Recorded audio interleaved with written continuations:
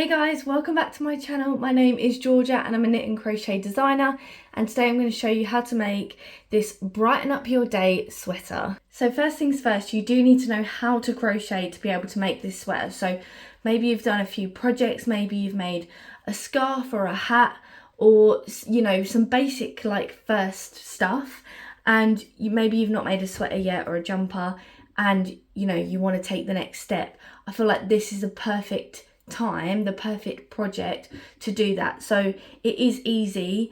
You do have to do a few decreases for the sleeves, but obviously I'm going to show you everything. So I would say the pattern is suitable for beginners. Don't be intimidated because there are 2 gauge swatches now.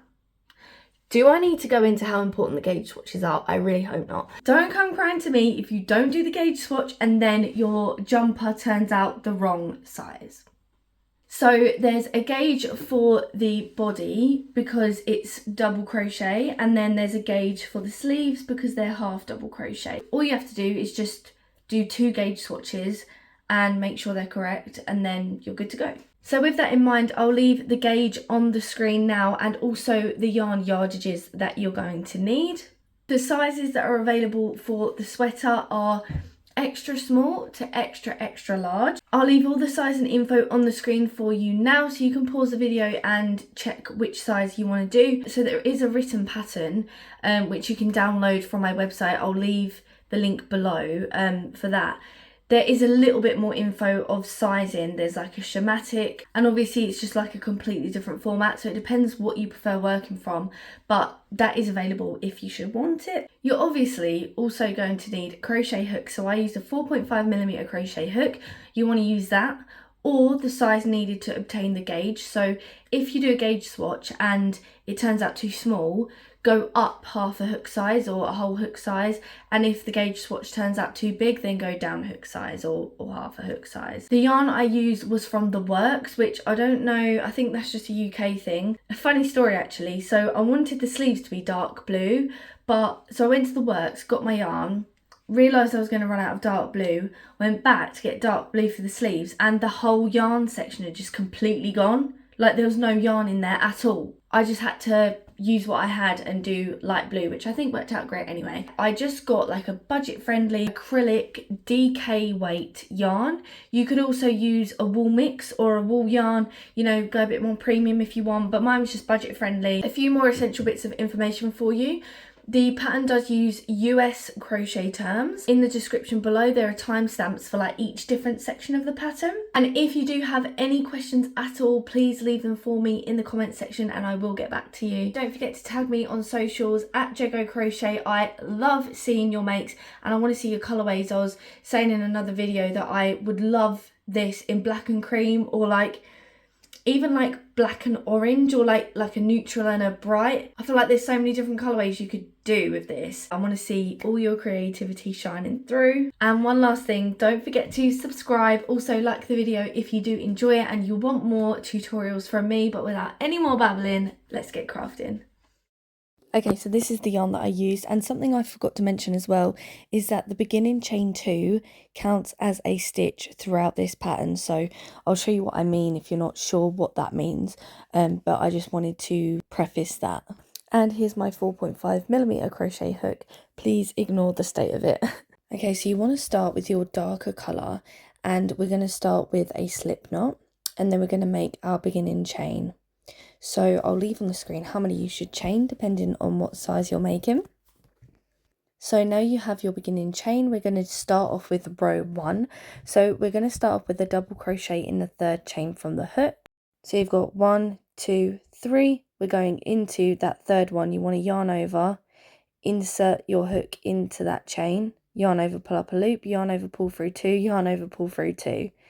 And then you're just going to double crochet in each chain along until you've got all the way across. It's also worth noting that the 2 chains we skipped over at the start will count as a stitch, so that bit on the end there is your first stitch of row 1. So this is what your work should look like after completing row 1. For row 2 we're going to chain 2 and turn the work. So remember I said that the beginning chain 2 counts as a stitch throughout. That means the chain 2 that we've just done counts as our first stitch in row 2, and so then we need to go into the next stitch to start row 2, if that makes sense, because we've already got one stitch from the chain 2. Now, not everyone does their crocheting like this, so if you do it in a different way, then that's absolutely fine. You just basically need to make sure that you're not increasing or decreasing accidentally at any point. So because the beginning chain 2 counts as our first stitch, we're going to go into the next stitch. And we're also going to go into the back loop. So this is the stitch, this is where we would ordinarily go, but we're going to go into the back loop only with a double crochet. And this creates the ribbed texture that we're after. Into the next stitch, back loop only with a double crochet. So you're going to continue to go into the back loop only with a double crochet across the whole row.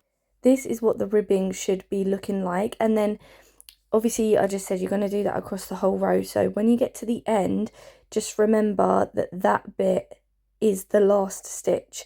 And if you're not sure if you've got the right amount of stitches, just count them, because yeah, you definitely want to make sure you have the right amount of stitches on the row.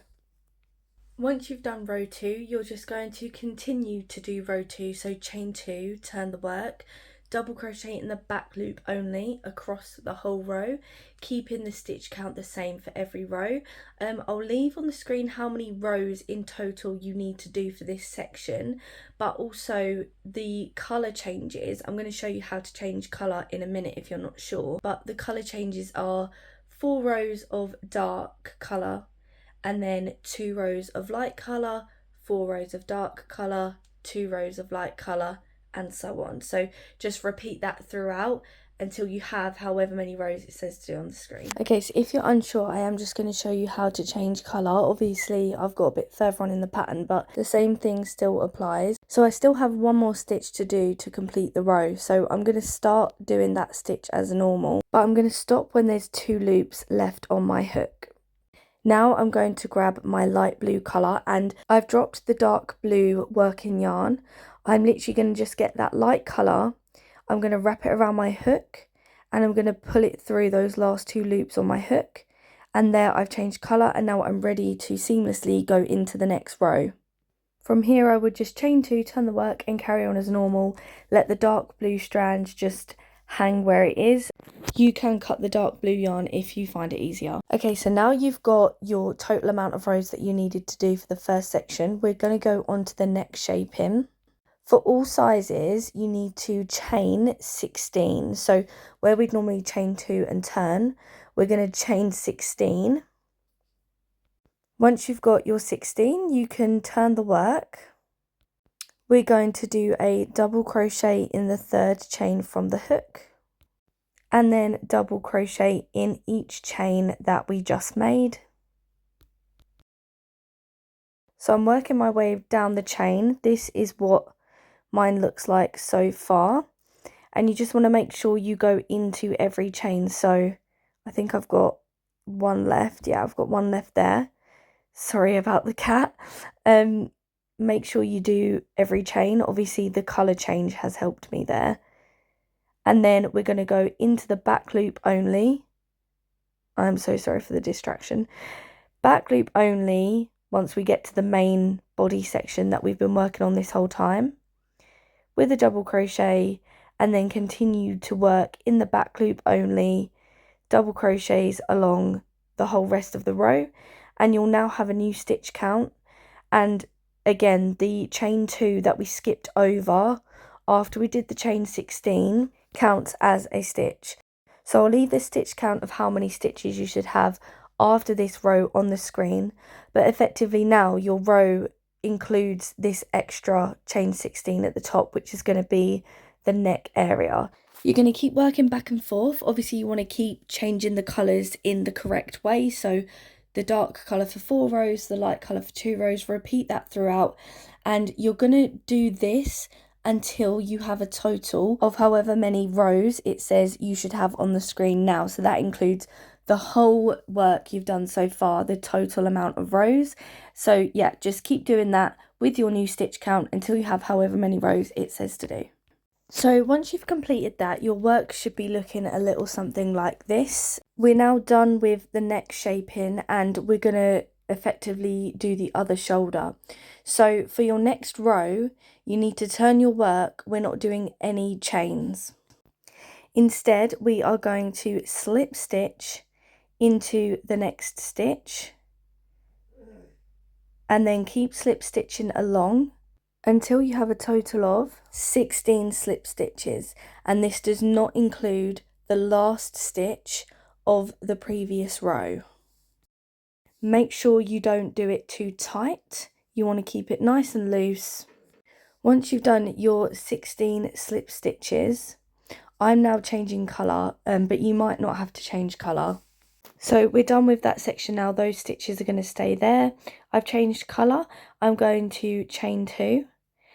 And now I'm going to work towards the left, and I'm going to go in the back loop only with a double crochet, and I'm just tucking in that end there as well. If you can see that strand behind the stitches, that's just me weaving in the end as I go rather than having to do it at the end. And yeah, you're going to double crochet in the back loop only across the rest of the row. You will now have a new stitch count, and it's the same stitch count that you had before, so for the first section that we did. So I'll leave that stitch count on the screen, and then you guessed it, we're just going to continue to chain 2 turn, double crochet across in the back loop only, keeping your new stitch count, and you're going to do that for a total of however many rows it says on the screen. So again, that is the total amount of rows for the whole project right from the very beginning. Once you've done that, you're then going to do the back panel. We're going to follow the instructions the same. However, the back panel is slightly longer than the front panel, so we will have a different amount of chains to begin with. That also means that the stitch counts throughout the back panel will be different from the front panel. So what I'm going to do is leave all the information for you on the screen, maybe pause the video and screenshot it, and then come back when you've completed the back panel and you're ready to go on to the sleeves. Okay, so you've done the front panel, you've done the back panel. Now what you need to do is lay one down on the floor and then lay the other one down on top of it. You want to line them up because before we go on to the sleeves, we need to join the front and the back panel together. So we basically need to join across the top of the shoulder and then up the side of the neck, and then do the same on the other side. So I've just done a slip knot and I'm just putting it onto my crochet hook. And then I'm literally just going to hold the front and the back panels together. I'm starting on the corner of the shoulder section. So I'm going to go across the top of the shoulder. And I'm just inserting my hook through the front panel, through the back panel, and then I'm just going to slip stitch them together. So I'll show you a little bit closer. Insert the hook, and we're going into the ends of the rows. Insert the hook through the other side, and then you just yarn over and pull through all the loops on the hook, and then you've joined it. So I'm just working row by row because obviously they're not proper stitches that we're going into, and that will just ensure that everything's not lined up nicely. And I always say on these sections not to rush it, because you can always just tell if you rush these little small details, but they actually make all the difference. So I'm just going to continue working my way across the top of the shoulder. You can just see what it's starting to look like. And this will be the other side, which is the side that will be on show. When you get to the corner and go from the top of the shoulder to the side of the neck, you just keep going, and then it's a little bit easier when you get onto the neck because you can just slip stitch into every stitch. But yeah, you just keep going until you get all the way to the top of the neck. This is what mine looks like. Obviously you can see where I've carried my colours over. But yeah, that's one side all complete, and then this is what it will look like from the side where everyone can see. Something dodgy happened a little bit there, but it'll be fine. No one's really going to notice that. And that's the neck there. I've cut my yarn and I'm just going to fasten that into place. And then, like I said, you need to do the same thing on the other side and come back once you've done that. Here is what it looks like. You've got the front and back panel combined with the neck hole in the middle. Okay, so you're going to lay your work down. The neck hole is here, and then the shoulder seam we just created is right here in the middle. It might also help to use the tails to locate where that seam is exactly, because we're now going to count stitches towards the back panel and join our yarn there. So you can see I'm just counting my stitches, and I'll leave on the screen how many stitches you need to count, but you basically start from that middle seam and count towards the back panel. The back panel is the longest panel, and you must make sure you count in towards the back panel and not the front panel. So once you've counted your stitches, you can mark it with a stitch marker if it helps you, but you need to join your yarn with a slip stitch. From there, you're going to chain 2, and this is the beginning of the sleeve, and from now on we're only using the lighter colour. You're going to half double crochet into the next stitch, and we're going to work our way along.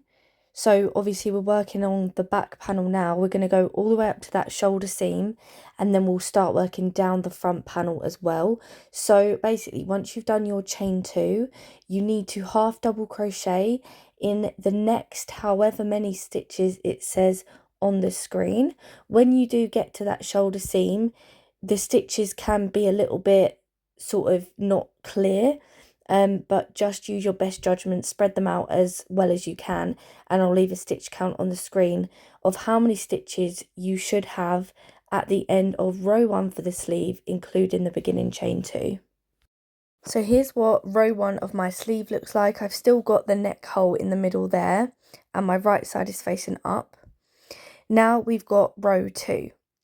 So for all sizes, you need to chain 2 and turn your work. And then we're just going to half double crochet in each stitch along. So we're going to go into the next stitch with a half double crochet, and it's not back loop only, it's just a standard half double crochet, and you're just going to do that all the way along. Make sure you don't alter the stitch count, make sure you go into the very last stitch, because it's easy to accidentally do one stitch short, and then if you do that like 5 times, you're 5 stitches out.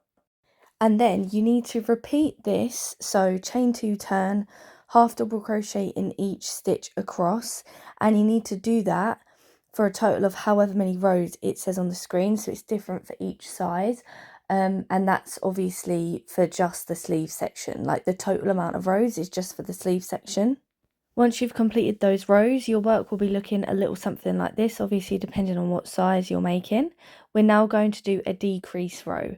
Now the instructions for a decrease row are the same every single time for every single size, so pay attention. So you're going to chain 2 and turn your work. You're going to half double crochet into the next 2 stitches. Then you're going to do a half double crochet 2 together, you yarn over, insert your hook into the next stitch, yarn over, pull up a loop, yarn over again, insert your hook into the next stitch along, yarn over, pull up a loop. You have 5 loops on your hook, yarn over and pull through all 5 loops. If you have a different way of doing a half double crochet 2 together, that's absolutely fine. Then you're going to half double crochet in each stitch across until there are 5 stitches left on the row. Once you've gone across the row and you have 5 stitches left, you're going to half double crochet 2 together, and then you'll have 3 stitches left. You're going to do 1 half double crochet in each of the last 3 stitches.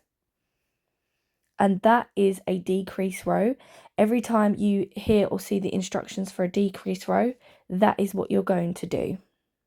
Okay, so now you're going to chain 2 and turn your work. And for the next however many rows it says on the screen, you're just going to chain 2, turn, and half double crochet across the row. Obviously now we have a new stitch count, because every time we do a decrease row, we decrease the stitch count by 2. So I'll leave the new stitch count on the screen. Once you've done those rows, it's time for another decrease row. I'll leave the information that you need on the screen. Okay, so it does get a little bit tricky to do this in video format now. So now that I've set you up, what we're going to do is basically there's now a pattern that you're going to follow for the sleeves with the decrease rows and the non-decrease rows. So now for all sizes, you're going to do 7 rows that don't decrease. So you keep the stitch count the same. You just chain 2, turn, half double crochet along for 7 rows, and then on every 8th row you're going to do a decrease row and decrease the stitch count by 2. The reason this becomes difficult is because the row count and the stitch count become so different that it's impossible for me to write it all down and to also show you, because I'm only making one size. It's not going to make sense for all the sizes. So in the written pattern it is written in a better format. But now that I've set you up for the first lot of rows and shown you how to do a decrease row, you will be able to do this yourself now. So I'll leave on the screen how many repeats you need to do of 7 normal rows, followed by 1 decrease row. So they're in sections of 8. 7 rows of no decreases, and then every 8th row you do a decrease row. So yeah, I'll leave the total amount of repeats you need to do on the screen, and also the total amount of rows that you will be left with. And then the only other important thing to remember is once you've done that, don't fasten off, because we're going to seam up the sleeve and the body before we go on to the second sleeve. But if you do have any questions at all, please do feel free to leave a comment, or you can even email me if you would prefer. So because I am aware, like, it's not easy sometimes, so I want to do the best that I can for you, and if that means you want to email me, then go for it. Whew, okay, so this is what my jumper is looking like after I've completed one sleeve. And you can see the sleeve is slightly off center, which is purposeful, and it has a nice sort of gradual decrease going down the sleeves. So with the right side facing up, you're going to just flip the work over so that you want to arrange it so that it will look like it will when it's finished, if that makes sense. So I'm folding it over and folding the sleeve in half, lining it up nicely. We want the wrong side facing out, so any bulky seams that you've got from the shoulder and neck section, they want to be facing outwards right now. We didn't cut the yarn, so the yarn should still be working. We're just going to insert our hook into the loop. And then just I'm inserting my hook into the other side of the sleeve, so the very last row that we did. So we're just joining up this sleeve now. So right into the corner in the last stitch of the previous row, or the first stitch of the previous row, insert your hook, yarn over and just pull through and pull through. And then we're going to work our way up the sleeve. So the same way we did on the top of the shoulder and the side of the neck. And you just want to make sure that you line this up correctly so that each row aligns with itself, if that makes sense. I know I keep saying if that makes sense, but it's really hard to describe. But yeah, because you don't want it to look wonky, basically. So again, take your time with it. It's worth it. And you're going to work slip stitches all the way up to the armpit. And so this is what it will look like. This will be the inside of the jumper once we're finished. And then this is what it will look like on the outside. So continue with that all the way up to the armpit and come back once you've done. So I've worked all the way up to the armpit. You can see that is going to be the inside of the jumper. And now all we need to do is continue with the slip stitches all the way down the side of the jumper, all the way to the bottom. You can even leave a section open at the bottom if you want to have a split up the side, but I decided to go all the way down. And yeah, take your time and just go all the way down with it. I've completed my seam all the way down, and this is what it looks like. I'm just going to cut my yarn and fasten that into place. And then if I turn my work right side out, you can just see what it will look like from the outside. Okay, so we now need to do the other sleeve. So I'm going to turn the work. Remember, we want the right side facing out. Now, the instructions are the exact same, but just remember when you count out your stitches towards the back panel has now changed and is over on this side. So before we counted towards the right, this time we need to count towards the left. But no, if I was to twist my jumper around, the back panel would now be on my right side. So basically just make sure that you count your stitches towards the back panel because it really is important. You can go back to the beginning of the sleeve instructions and just repeat the instructions the exact same again. And that's it, guys. Thank you so much for watching this video. Well done if you did complete the whole jumper. Don't forget to tag me on socials. I'd love to see your finished items. I want to see all your different colorways and I can feature you on my socials as well. Also, just know I won't be able to see it if your account is private. Don't forget to like the video and subscribe, but that's all from me. Enjoy the rest of your day or night whenever you're watching this.